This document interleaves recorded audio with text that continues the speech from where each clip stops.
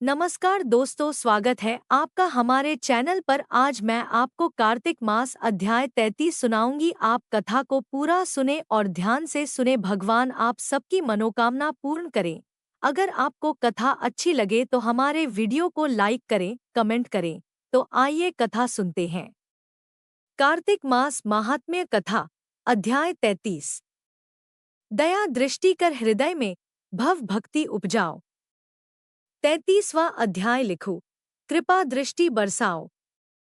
सूत जी ने कहा, इस प्रकार अपनी अत्यंत प्रिय सत्यभामा को यह कथा सुनाकर भगवान श्री कृष्ण संध्योपासना करने के लिए माता के घर में गए। यह कार्तिक मास का व्रत भगवान विष्णु को अति प्रिय है तथा भक्ति प्रदान करने वाला है। 1. रात्रि जागरण। 2. प्रात काल का स्नान। 3. तुलसी वट सिंचन। 4. उद्यापन और 5. दीपदान। यह 5 कर्म भगवान विष्णु को प्रसन्न करने वाले हैं, इसलिए इनका पालन अवश्य करना चाहिए। ऋषि बोले, भगवान विष्णु को प्रिय, अधिक फल की प्राप्ति कराने वाले, शरीर के प्रत्येक अंग को प्रसन्न करने वाले कार्तिक माहात्म्य आपने हमें बताया। यह मोक्ष की कामना करने वालों अथवा भोग की इच्छा रखने वाले मनुष्यों को यह व्रत अवश्य ही करना चाहिए। इसके अतिरिक्त हम आपसे एक बात पूछना चाहते हैं कि यदि कार्तिक मास का व्रत करने वाला मनुष्य किसी संकट में फंस जाए या वह किसी वन में हो या व्रती किसी रोग से ग्रस्त हो जाए तो उस मनुष्य को कार्तिक व्रत को किस प्रकार करना चाहिए? क्योंकि कार्तिक व्रत भगवान विष्णु को अत्यंत प्रिय है और इसे करने से मुक्ति एवं भक्ति प्राप्त होती है, इसलिए इसे छोड़ना नहीं चाहिए। श्री सूत जी ने इसका उत्तर देते हुए कहा, यदि कार्तिक का व्रत करने वाला मनुष्य किसी संकट में फंस जाए तो वह हिम्मत करके भगवान शंकर या भगवान विष्णु के मंदिर जो भी पास हो उसमें जाकर रात्रि जागरण करे। यदि व्रती घने वन में फंस जाए तो फिर पीपल के वृक्ष के नीचे या तुलसी के वन में जाकर जागरण करे। भगवान विष्णु की प्रतिमा के सामने बैठकर विष्णु जी का कीर्तन करे।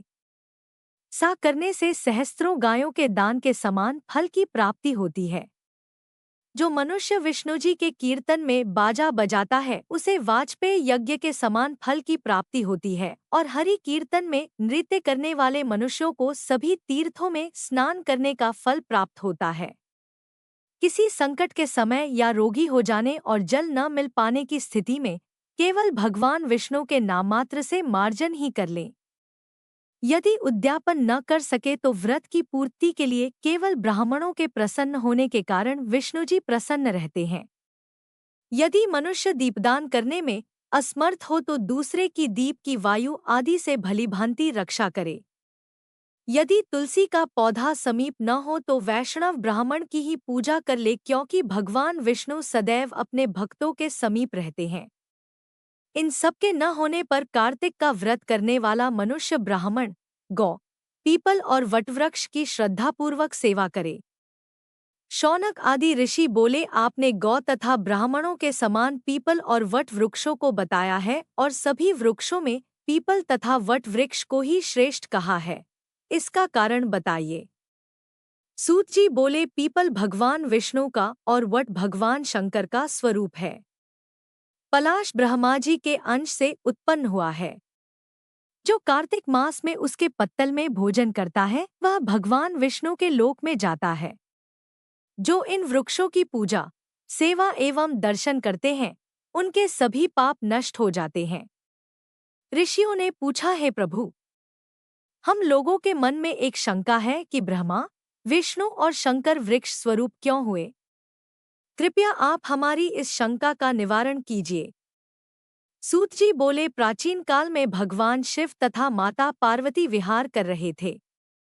उस समय उनके विहार में विघ्न उपस्थित करने के उद्देश्य से अग्निदेव ब्राह्मण का रूप धारण करके वहां पहुंचे। विहार के आनंद के वशीभूत हो जाने के कारण कुपित होकर माता पार्वती ने सभी देवताओं को शाप दे दिया। माता पार्वती ने कहा, है देवताओं, विश्व सुख से कीट पतंगे तक अनभिज्ञ नहीं है।